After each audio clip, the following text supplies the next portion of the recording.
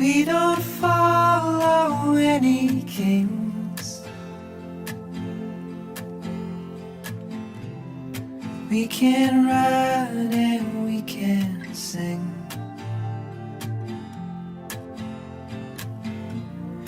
We don't talk about the things we don't know. We don't know. We don't know.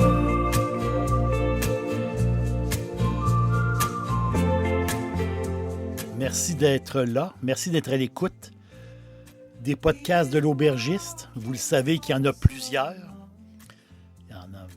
Il y a un choix immense de podcasts, de mes podcasts de l'aubergiste. Et c'est grâce à vous, s'il y en a autant, parce que vous êtes toujours là, à l'écoute.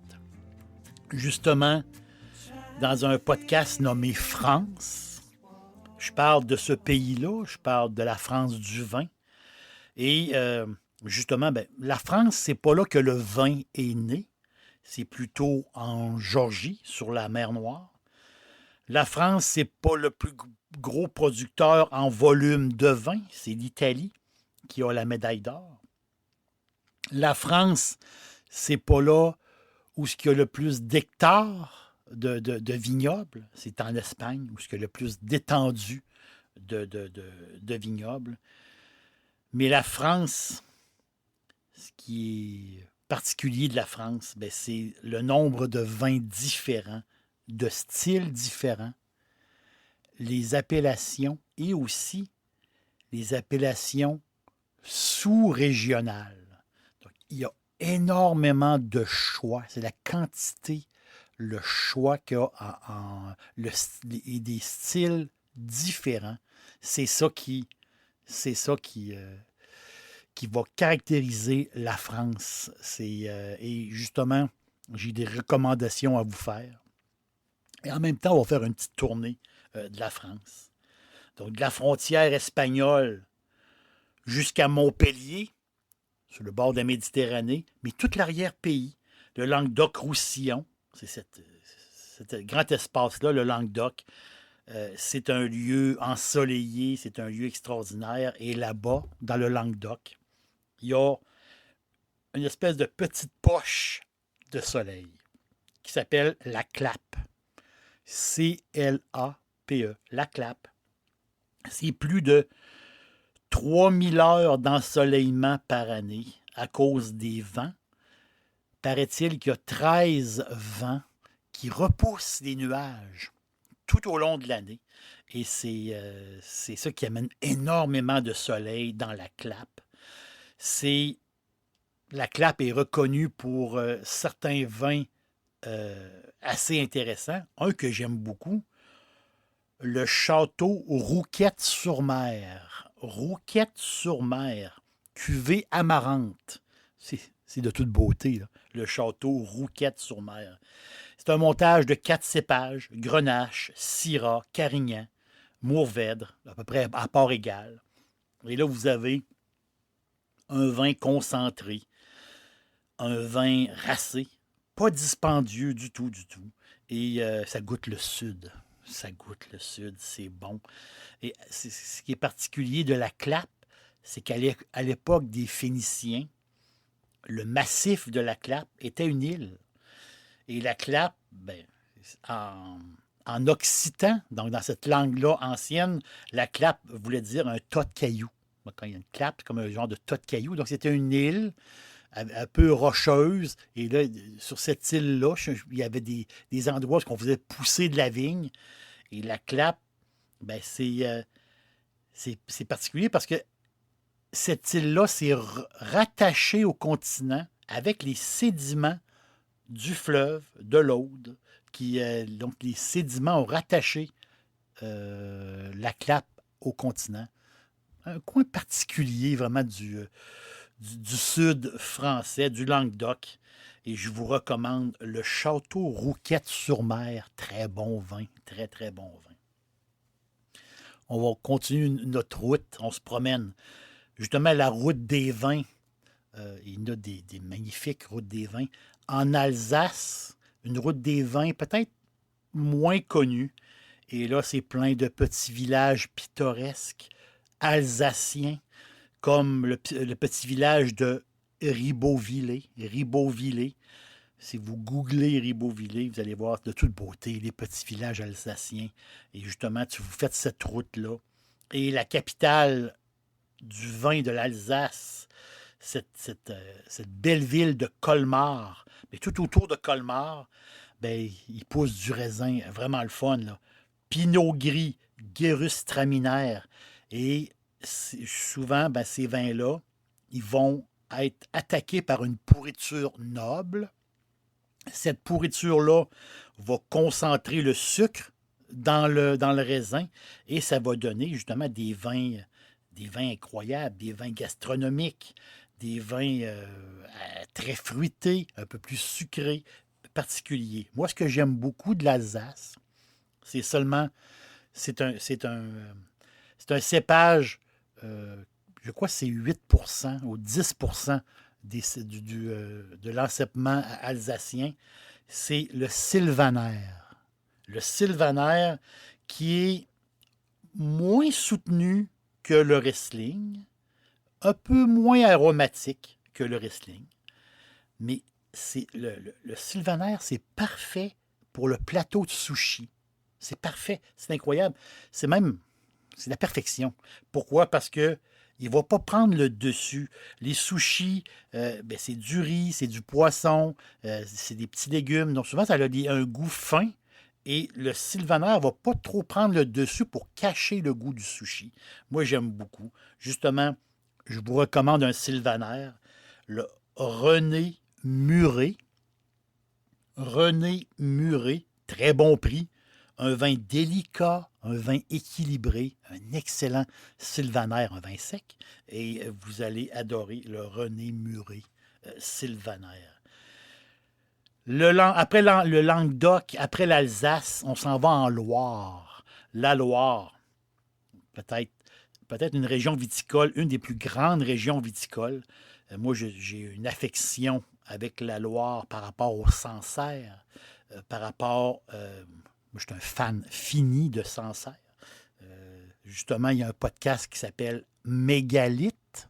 Mégalithe, c'est le nom du podcast. Et je parle justement de la région du Sancerre. Je pense que vous allez aimer ce podcast-là, Mégalithe. Et aussi, tout à côté, l'appellation Menetou-Salon. Menetou-Salon.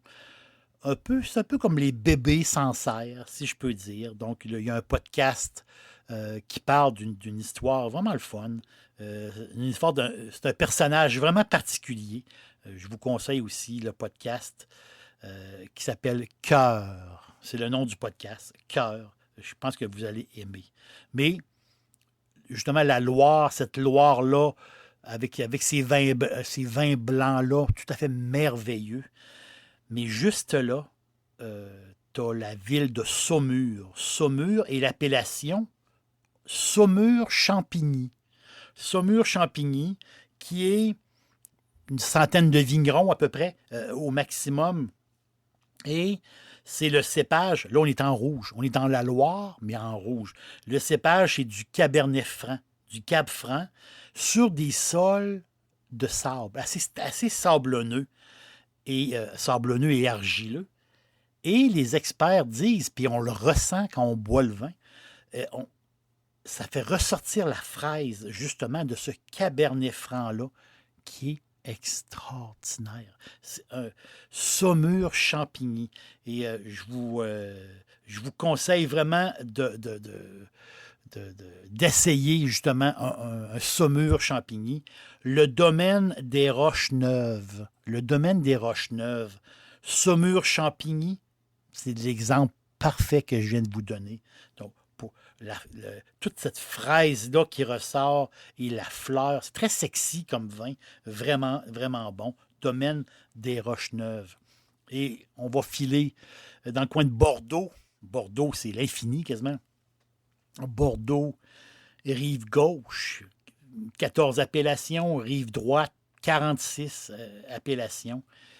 Mon podcast Clarendelle, c'est le nom du podcast, Clarendelle, où on fait un résumé un peu de la région de Bordeaux. Et justement, j'ai été accompagné de Morgane Renaud. Morgane qui est tout à fait extraordinaire. Une fille, une pure bordelaise. Et elle travaille pour Clarence Dillon Wines. Et j'ai adoré faire le podcast avec Morgane. Et je pense qu'on fait un beau tour. Vraiment, on fait un beau tour de la région de Bordeaux. Je fais un petit saut du côté du Beaujolais. Le Beaujolais qui est entouré de la Loire, entouré du Rhône, entouré de la Bourgogne. Le Beaujolais qui est 97% en rouge. Et la vedette du Beaujolais, ben, c'est le Gamay, le doux cépage, le Gamay, qui est le roi du Beaujolais. Et justement, plusieurs secteurs dans le Beaujolais. Le secteur en altitude qui s'appelle Chirouble. Chirouble, je pense qu'il représente très, très bien le bon Beaujolais. Moi, je pense qu'un Chirouble, ça représente le super bon. Il y a Fleury, il y a d'autres, mais le Chirouble, moi, je pense qu'il représente très, très bien le bon Beaujolais. Et justement, un vin que j'ai adoré. Et j'adore encore et j'achète toujours, c'est le Château Javernant. Château Javernant. Donc, un Beaujolais tendre, justement, euh, sur la pivoine, tu sais, les fleurs. Là. Beaucoup de la violette, la pivoine, c'est très, très bon, Château Javernant. Et justement, il y a un podcast qui s'appelle L'Exclu. Le podcast se nomme L'Exclu et qui explique un peu l'histoire du Gamay et de cette région-là, avec le cépage Gamay qui est un cépage doux. Ça fait des vins très, très doux, très, très féminins. C'est très, très bon. Et je vous recommande Château Javernant de Chirouble. Je continue ma petite tournée française. Et ça fait beaucoup de kilométrage quand même qu'on fait. Et là, j'ai vu à quelque part, j'ai trouvé ça drôle. J'ai lu quelque part qu'il y avait 580 bouchons de champagne qui sautent à chaque minute dans le monde. Non, ça fait beaucoup de pop à chaque minute. Et justement, le Champagne, cette région de Champagne-là, qui n'est pas très, très loin de Paris, le Champagne bien, est dû à quelque chose de particulier. C'est que du raisin qui donne du jus avec une bonne acidité. Ça prend un genre d'acidité parfaite, si on peut dire, pour faire du bon champagne. Donc, c'est la lente, justement, cette lente maturation. Donc, c'est des raisins qui fait cette acidité-là, vraiment particulier. Il y a deux sortes de champagne. La catégorie des grandes maisons, on les connaît, les grandes maisons, les grands noms. Eux, ils vont former leur champagne. Ils vont faire leur propre mix et leur propre style de champagne, parce qu'il y a plusieurs styles de champagne. Ils vont chercher exactement le goût et le style qu'ils veulent avoir, ces grandes maisons-là. Et l'autre catégorie, ben, c'est les petits vignerons récoltants en Champagne, qu'on n'entend jamais parler, mais ceux qui visitent la région ben, peuvent rencontrer ces gens-là et goûter justement à leur champagne. Un champagne avec une date, donc un champagne millémisé, donc c'est tous les raisins d'une même année. Tandis qu'il y a d'autres champagnes qui sont bâtis avec du vin de l'année d'avant, ou des fois même de 2 ans. Et c'est sûr que des grands crus, les premiers crus, c'est tous des vins qui sont datés, c'est normal. C'est des vins qui sont assez dispendieux, même très dispendieux. Mais j'ai un champagne qui, je pense qu'il va vous plaire à prix intéressant. Très, très peu cher pour un champagne. La cuvée Léonie. Cuvée Léonie de la maison Canard du Chêne. Donc, c'est à côté de Reims. Justement, c'est dans les montagnes de Reims qu'ils appellent le secteur montagne de Reims. Donc, un pinot noir, pinot meunier et un peu de chardonnay, justement, dans les cépages sur la cuvée Léonie. Elle porte ce nom-là parce que c'est le nom de l'ancienne, justement, propriétaire. Donc, c'est un champagne peu dispendieux, mais il y a quelque chose que j'aime beaucoup de cette cuvée-là, c'est le côté un peu, il y a une petite pointe d'ananas, justement. C'est très, très bon. Ananas, pain grillé, un excellent champagne. Des très, très bonnes bulles à bon prix, cette cuvée Léonie. On va se promener encore un petit peu. On s'en va à Monaco. Mais on fait Monaco jusqu'à Marseille. Et entre les deux, il y a des places qui font rêver. Antibes, Nice, Cannes, Saint-Tropez, on peut toutes les nommer. Des paradis sur Terre, des places de vacances, des stations balnéaires. C'est beau. Et là, on est où? On est en Provence. La Provence qui est une tache de rosée en France. C'est ça, la Provence. Donc, l'appellation, une appellation là-bas. Il y a plusieurs appellations en Provence. Une des appellations, c'est Coteau d'Aix en Provence. Coteau d'Aix en Provence, qui est un peu différente des autres appellations de la Provence. Pourquoi? Parce qu'il travaille beaucoup avec le Cabernet. Avec le Cabernet Sauvignon, imaginez. Donc, il travaille beaucoup avec le Cabernet Sauvignon. Donc, le mix ici, le rosé, que moi j'adore vraiment, le Château Beaulieu. Château Beaulieu, qui est une très grande propriété. Je crois que c'est la plus grande propriété d'Aix-en-Provence. Ici, ils font un rosé, un mix Grenache et Cabernet. Et le style, j'aime cette espèce de poésie-là. Il dit que c'est un style pelure d'oignon, dans le sens que c'est le look, la couleur du vin qui est assez pâle. Donc, couleur pelure d'oignon. Et moi, ce que j'aime beaucoup du Château Beaulieu, c'est cette petite pointe d'écorce d'orange qu'il y a dans ce rosé-là que j'aime beaucoup. Donc, c'est typique vraiment. C'est très, très, très, très bon. La Bourgogne. On se promène encore en Bourgogne. Quelle place incroyable. Quelle place incroyable, la Bourgogne. Et la Bourgogne, c'est l'histoire. Il y a tellement d'histoires et tellement de choses de particulières. C'est fou. Et c'est le nombre d'appellations, justement, et le nombre de lieux dits. La quantité de lieux dits. J'aime l'expression des lieux dits, dans le sens que c'est des noms qui sont fixés à des terrains. Donc, imaginez, c'est plein de terrains et chaque parcelle de terrain, des grandes parcelles, des petites parcelles, porte des noms et ces noms-là, c'est quelque chose vraiment de particulier, un peu comme des climats, si on peut dire. Et justement, il y a un podcast qui est intéressant qui s'appelle Climat, qui va un peu vous guider justement dans les qui va vous guider dans la Bourgogne parce que c'est assez particulier. Mais ces lieux-dits-là, justement, c'est important parce que les sols sont différents, l'ensoleillement est différent et l'hydrométrie est différente. La quantité d'eau dans chaque parcelle de terrain. Et tout est calculé. Et chaque vin sur chaque parcelle a son propre style. C'est tout à fait unique. Il faut le dire. C'est tout à fait unique. Et c'est sûr que nous, on n'a pas les moyens de se payer des vins de côte de nuit. C'est très, très cher. Les Vos romanés, les Gevrey Chambertin, les Échezeaux. C'est des bouteilles qui sont très, très dispendieuses. Mais on peut trouver quand même, je pourrais dire, des grands vins à prix intéressant, même peut-être au tiers du prix. On s'en va justement en côte chalonnaise, parce que la Bourgogne a plusieurs secteurs, justement, et la côte chalonnaise avec la parcelle Givry. Retenez ce nom, Givry. La Givry, c'est on pourrait dire que c'est les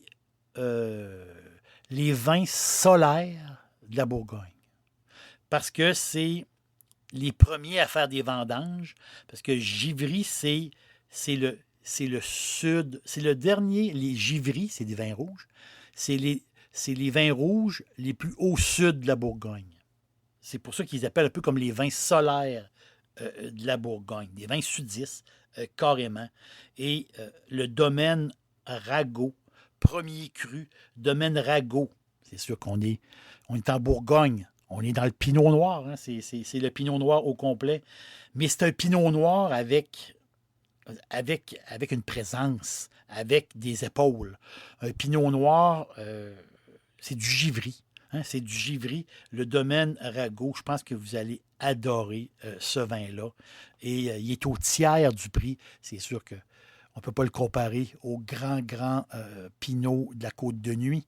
Mais moi, je pense qu'un givry, c'est assez spectaculaire. Et c'est un prix qu'on est capable de se payer quand même. On se dirige dans le dernier droit du podcast, on se dirige dans le sud-ouest. Donc, le sud-ouest, c'est particulier parce que le sud-ouest, il y a une variété de cépages innombrables. Il y a une variété de sols.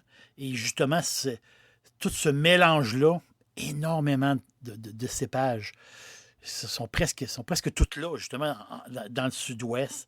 Et le sud-ouest, ben, c'est les influences.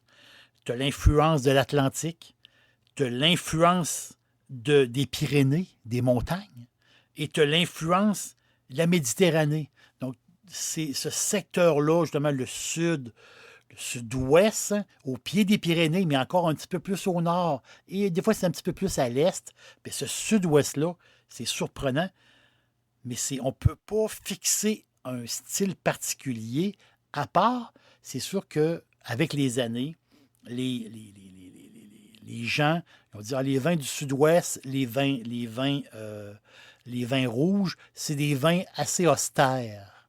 Donc, c'est des vins, on va le dire, c'est du jus assez puissant.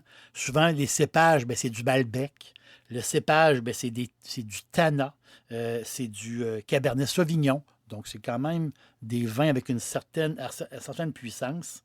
Et j'ai une bouteille, je pense, qui représente bien le sud-ouest. C'est une bouteille, oui, c'est un vin qui a une bonne présence, mais il y a un côté élégant, très, très le fun.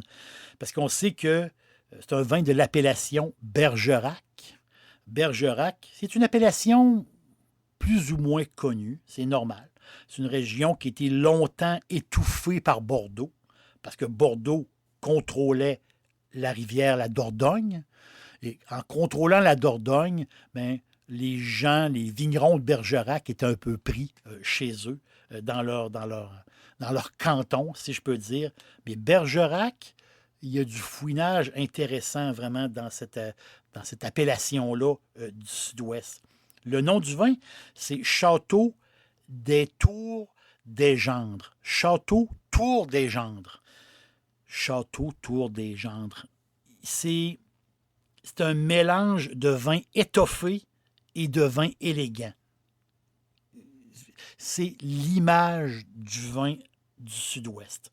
Donc, c'est un mix de Cabernet Sauvignon, de Malbec et de Merlot. Oh, de Merlot ici, là. Donc, ça donne un très, très bon résultat. Moi, à la blague, je me dis tout le temps, c'est le vin de Cyrano de Bergerac. Je dis ça comme ça à la blague pour moi. Et avec un grand nez puis des grandes paroles, Cyrano de Bergerac qui rouvre une bouteille de Château Tour des Gendres. Vin assez abordable, mais toujours bon. Toujours bon. Puis c'est un style, c'est le style sud-ouest, justement. Assez étoffé, comme je vous dis, mais il y a une pointe d'élégance de ce vin-là. Et il y a une parole de Cyrano de Bergerac, une phrase que je me souviens tout le temps. Cyrano, il disait « Sois satisfait des fleurs, des fruits et même des feuilles. Sois satisfait des fleurs, des fruits et même des feuilles, si c'est dans ton jardin et que c'est toi qui les cueilles. » Je trouve ça très beau, cette parole-là, de Cyrano de Bergerac et du sud-ouest français. C'est un petit tour comme ça en France avec des suggestions de vin. Merci, encore merci d'écouter l'Aubergiste et on se reparle bientôt. We don't know. We don't know. We don't know. We don't know. We don't know. We don't know. We don't know. We don't